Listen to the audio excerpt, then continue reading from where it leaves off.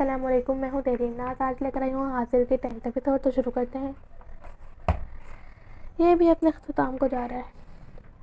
ہمارے لیے 24 گھنٹوں میں 5 بار اللہ کو یاد کرنا بہت مشکل ہے، لیکن ہم یہ چاہتے ہیں کہ اللہ 24 گھنٹوں میں ہر پل ہمارا خیال رکھے، ہمیں ہر نقصان سے بچائے، ہمیں ہر اس چیز سے نوازے جس کی ہمیں خواہش ہے. اگلے دن وہ ایک بار پھر وہیں موجود تھا اور وہ اس سے کہہ رہی تھی. وہ چپ چاپ اس کی بات سن رہا تھا، اور اگر ان میں سے کوئی ایک چیز بھی نہ ہو تو ہم اللہ سے شکوہ کرنے لگتے ہیں، اسے بتانے لگتے ہیں کہ اس نے ہمیں کتنا بدقسمت بنایا ہے، اپنی محرومیوں کا ماتم کرتے ہیں. یا اسی زمین پر کتنے ایسے لوگ ہیں جو اس طرح معذور ہیں کہ ذہن کے علاوہ ان کا جسم کا کوئی حصہ کام نہیں کرتا، اور وہ پھر بھی اللہ کا شکر ادا کرتے ہیں. یہاں کتنے ہیں جن کے پورے خاندان کسی نہ کسی حادثے کا شکار ہو جاتے ہیں، وہ پھر بھی اللہ پر صبر کرتے ہیں. اللہ سے سودے بازی نہیں کی جا سکتی. اس کو کوئی دلچسپی نہیں کہ تم مسلمان رہتے ہو یا نہیں. تمہارے مذہب بدل لینے سے دنیا میں مسلمان ختم نہیں ہو جائیں گے. محمد صلی اللہ علیہ وآلہ وسلم کے ماننے والوں میں تو کمی نہیں آئے گی.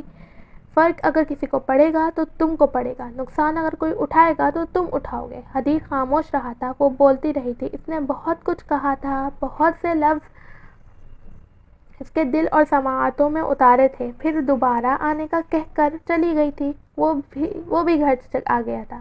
رات کو فادر جوشوا نے اسے فون کیا تھا اور اس سے نہ آنے کا سبب پوچھا تھا. اس نے طبیعت کی خرابی کا بہانہ بنا دیا تھا. وہ اگلے دن ان کے پاس نہیں گیا تھا، وہ ایک بار پھر کرسٹینا کے پاس چلا گیا تھا. کرسٹینا، تم نے مجھے اپنے بارے میں کچھ نہیں بتایا. اس نے اس کی بات سنتے سنتے اس کو ٹوکا تھا. وہ خاموش ہو گئی تھی. میرے بارے میں کیا جاننا چاہتے ہو؟ چند لمحوں بعد اس نے پوچھا تھا. تمہارے فیملی بیک گراؤنڈ کے بارے میں. حدیث نے اس کے چہرے پر ایک سایہ لہراتے ہوئے دیکھا تھا. میری فیملی مجھے چھوڑ چکی ہے، اس نے اسے کہتے سنا تھا. حدیث اس کی بات پر حیران ہوا تھا. کیوں؟ بہت سی وجوہات ہیں. تم نے مذہب بدل لیا کیا اس لیے؟ حدیث نے چند لمحوں کی خاموشی کے بعد اس سے پوچھا تھا. ہاں. پھر اب تم کہاں رہتی ہو؟ ایک ہاسٹل میں. اس کی سمجھ میں نہیں آیا وہ اب اس سے اور کیا پوچھے. چند لمحے وہ خاموش رہا تھا. پھر تم یہاں کیوں آئی ہو؟ یہاں کچھ لوگوں سے واقفیت ہے، وہ ابھی یہ نہیں جانتے کہ میں مذہب تبدیل کر چکی ہوں، اس لیے میری مدد کر دیتے ہیں فائنینشلی. مجھے جاب کی بھی تلاش ہے اور شاید یہاں جاب مل جائے. حدیث سنجیدگی سے اسے دیکھتا رہا تھا. اگر ان لوگوں کو تمہارے بارے میں پتہ چل گیا تو؟ میں نہیں جانتی پھر کیا ہوگا. میں لاہور سے تعلق نہیں رکھتی، ایک چھوٹے سے شہر سے تعلق ہے میرا. میری فیملی کو پتہ نہیں ہے کہ میں یہاں ہوں. تم خود گھر چھوڑ کر آ گئی ہو؟ ہاں. حدیث ایک بار پھر خاموش ہو گیا تھا. دونوں کے درمیان کوئی بات نہیں ہوئی تھی.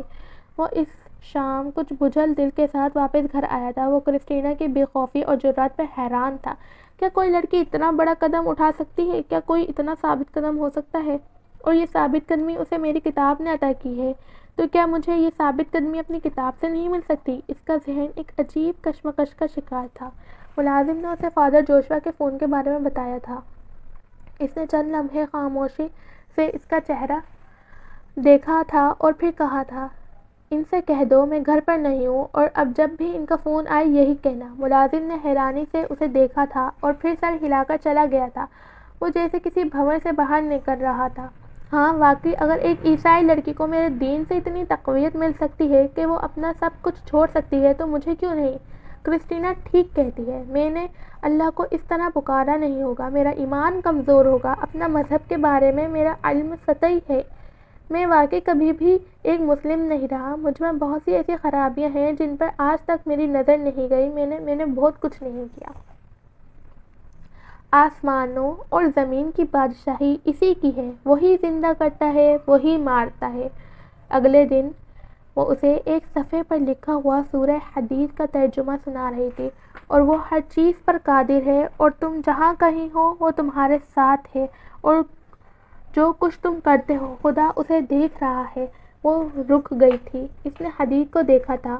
وہ اس سے نظر چرا گیا تھا. اور تم کیسے لوگ ہو کہ خدا پر یہ ایمان نہیں لاتے؟ اور اس کی آواز بے حد نرم تھی، حالانکہ اس کے پیغمبر تمہیں بلا رہے ہیں کہ اس پر ایمان لاؤ، اور اگر تم کو باور ہو تو وہ تم سے اس کا عہد بھی لے چکے ہیں۔ حدید نے اس کی طرف دیکھا تھا۔ کرسٹینا اس کی طرف متوجہ نہیں تھی۔ جس دن تم مومن مردوں اور مومن عورتوں کو دیکھو گے کہ ان کے ایمان کا نور ان کے آگے آگے اور داہنی طرف چل رہا ہے۔ حدید نے سر جھکا لیا تھا، وہ ٹھہر ٹھہر کر بول رہی تھی۔ تو ان سے کہا جائے گا کہ تم کو بشارت ہو کہ آج تمہارے لیے وحشتیں ہیں جن کے تلے نہریں بہہ رہی ہیں، ان میں ہمیشہ رہو گے، یہی بہت بڑی کامیابی ہے۔ اس دن منافق مرد اور منافق عورتیں۔ اس کی آواز بھرا گئی تھی، وہ رک گئی تھی۔ حدید نے سر اٹھا کر اسے دیکھا، وہ اپنے لرزتے ہوئے ہونٹوں کو بیچتے ہوئے آنسوؤں پر قابو پانے کی کوشش کر رہی تھی۔ اس کے ہاتھوں میں لرزش تھی۔ اس نے کاغذ حدید کی طرف بڑھا دیا۔ باقی تم پڑھو، بھیگی ہوئی آواز میں اس نے کہا تھا۔ نہیں، میں تم سے سننا چاہتا ہوں۔ وہ چند لمحے ساکت رہی تھی، پھر جیسے خود پر قابو پاتے ہوئے بولنے لگی تھی۔ اس دن منافق مرد اور منافق عورتیں مومنوں سے کہیں گے کہ ہماری طرف نظر کیجیے کہ ہم بھی تمہارے نور سے روشنی حاصل کریں، تو ان سے کہا جائے گا کہ پیچھے کو لوٹ جاؤ۔ حدید نے اپنے بازوؤں میں چہرہ چھپا لیا تھا۔ اور وہاں نور تلاش کرو، پھر ان کے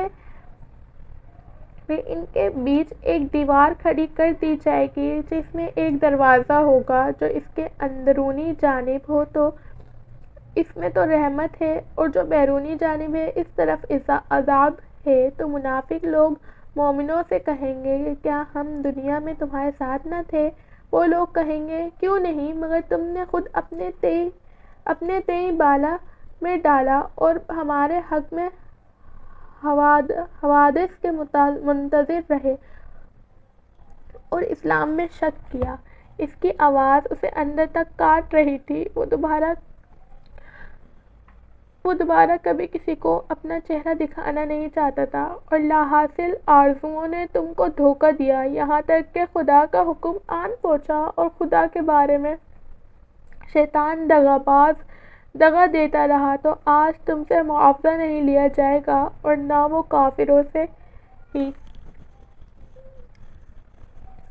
اس کا پورا وجود موم بن کر پگھل رہا تھا۔ وہ آہستہ آواز میں بولتی جا رہی تھی، اور نہ کافروں سے ہی قبول کیا جائے گا۔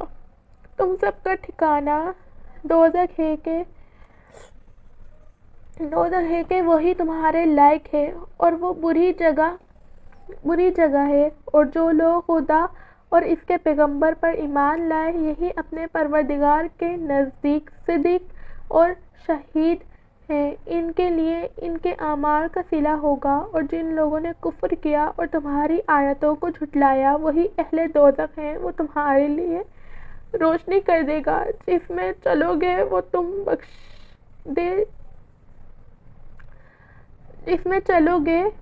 تم کو بخش دے گا، اور خدا بخشنے والا مہربان ہے۔ وہ خاموش ہو گئی تھی۔ حدید بازو میں سر چھپائے بیٹھا رہا۔ چاروں طرف ایک عجیب سا سناٹا پھیلا ہوا تھا۔ ہوا سے ہلنے والے پتوں کی سرسراہٹ کے علاوہ وہاں کچھ سنائی نہیں دے رہا تھا۔ بہت دیر بعد حدید نے سر اٹھایا تھا۔ کرسٹینا نے اس کے چہرے کو آنسوؤں سے تر دیکھا تھا۔ اگر میں واپس جانا چاہوں تو، اگر مجھے اپنے کیے پر افسوس ہو تو، اگر میں اللہ سے معافی مانگنا چاہوں تو، اگر میں پچھتاوے کا اظہار کروں تو کیا ہوگا کرسٹینا؟ کیا اللہ مجھے معاف کر دے گا؟ اس نے لڑکھڑاتی ہوئی آواز میں اس سے پوچھا تھا۔ ہاں، وہ تمہیں معاف کر دے گا، وہ تمہارے لیے روشنی کر دے گا، جس میں چلو گے اور تمہیں بخش دے گا، اور خدا بخشنے والا مہربان ہے۔ تو میں دوبارہ کبھی یہ گناہ نہیں کروں گا، میں دوبارہ کبھی یہ سب نہیں کروں گا، میں مرتے دن تک مسلمان ہی رہوں گا، میں اب کسی چیز کے گم ہونے پر خدا سے شکوہ نہیں کروں گا، بس تم میرے لیے اللہ سے دعا کرنا کہ وہ مجھے معاف کر دے۔ وہ بھرائی ہوئی آواز میں کہتا گیا تھا۔ میں اپنی تعلیم مکمل کرنے کے لیے باہر جانا چاہتا ہوں، کچھ پراپرٹی بیچ چکا ہوں، باقی چند دنوں میں بیچ دوں گا۔ اگلے دن وہ بے حد پرسکون تھا۔ ٹھہرے ہوئے لہجے میں وہ اپنے آئندہ پروگرام کے بارے میں بتا رہا تھا۔ وہ سنتی جا رہی تھی۔ بات کرتے کرتے وہ اچانک رک گیا۔ تمہارا نام کیا اب بھی کرسٹینا ہی ہے؟ نہیں، میرا نام ثانیہ ہے، اس نے حدید کو بتایا تھا، مگر سب یہاں مجھے کرسٹینا کے نام سے ہی جانتے ہیں۔ میں تم سے باہر جانے کے بعد بھی کانٹیکٹ رکھنا چاہتا ہوں۔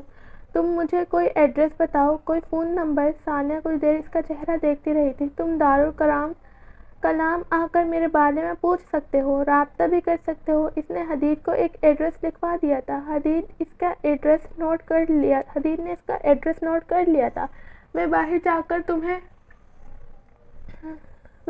کر تمہیں اپنا ایڈریس بھجوا دوں گا۔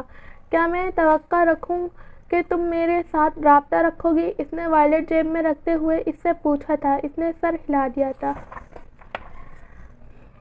اگلے ایک ہفتے میں اس نے اپنی باقی پراپرٹی بھی بیچ دی تھی۔ اپنے نانا کو اس نے اپنی آمد کی اطلاع دے دی تھی اور سیٹ کنفرم کروانے کے بعد وہ آخری بار کرسٹینا سے ملنے گیا تھا۔ میں کل واپس جا رہا ہوں، اس نے کرسٹینا کو بتایا تھا۔ وہ خاموش رہی تھی۔ کچھ دیر تک اس نے بھی کچھ نہیں کہا تھا۔ حدید نے اپنی جیب سے ایک چیک نکال کر اس کی طرف بڑھایا تھا۔ وہ حیران ہوئی تھی۔ یہ کچھ روپے ہیں، یہ بہت زیادہ نہیں ہیں، مگر اتنا ضرور ہے کہ تمہیں کافی عرصے تک کسی سے مدد نہیں لینی پڑے گی۔ تم مسلمان ہو چکی ہو تو تمہیں مسلمان بن کر رہنا چاہیے۔ کرسٹینا نے ہاتھ نہیں بڑھایا تھا۔ مجھے روپے کی ضرورت نہیں ہے، میری جاب کا انتظام ہو چکا ہے، اب مجھے کوئی پرابلم نہیں ہوگی۔ پھر بھی میں چاہتا ہوں یہ چیک تم لے لو، تمہیں اس کی ضرورت پیش آ سکتی ہے۔ حدید مجھے ضرورت نہیں ہے، مجھے تم سے روپیہ نہیں چاہیے، اس بار اس نے عجیب سے لہجے میں کہا تھا۔ حدید کچھ مایوس ہوا تھا۔ اس نے اپنا ہاتھ پیچھے کر لیا تھا۔ خاموشی کا ایک اور طویل وقفہ ان کے درمیان آیا تھا۔ کیا تم 2 سال میرا انتظار کر سکتی ہو؟ اس نے کرسٹینا کو چونکتے دیکھا تھا۔ انتظار؟ تم نے کہا تھا تم مجھ سے محبت کرتی ہو، ہم دونوں اکٹھے اچھی زندگی گزار سکتے ہیں۔ 2 سال بعد میں واپس آ کر تم سے شادی کر لوں گا، وہ اس سے کہہ رہا تھا۔ تم میرے بارے میں بہت کم جانتے ہو، مجھے کچھ نہیں جاننا، میرے لیے صرف اتنا کافی ہے کہ تم مجھ سے محبت کرتی ہو۔ وہ اس کی بات پر اس کا چہرہ بہت غور سے دیکھتی رہی تھی۔ کیا تم 2 سال میرا انتظار کر سکتی ہو؟ وہ ایک بار پھر پوچھ رہا تھا۔ ہاں۔ وہ اٹھ کر کھڑا ہو گیا تھا۔ کرسٹینا نے اس کے چہرے پر ایک مسکراہٹ نمودار ہوتے دیکھی تھی۔ کچھ دیر تک وہ کچھ کہے بغیر اس کے پاس کھڑا رہا تھا۔ پھر کرسٹینا نے اسے سیڑھیوں سے اترتے دیکھا تھا۔ آہستہ آہستہ وہ مڑ کر اس کی نظروں سے اوجھل ہو گیا تھا۔ کرسٹینا نے ایک گہری سانس لے کر اپنا چہرہ ہاتھوں میں ڈھانپ لیا تھا۔ جزاک اللہ۔ آج کی ایپیسوڈ اتنی ہی، امید ہے آپ لوگوں کو پسند آئی ہوگی، اور جن کو پسند آئی ہو وہ لائک کمنٹ شیئر کریں اور میرے چینل کو سبسکرائب کریں۔ باقی کے لیے اللہ حافظ، ملتے ہیں انشاءاللہ نیکسٹ ایپیسوڈ میں۔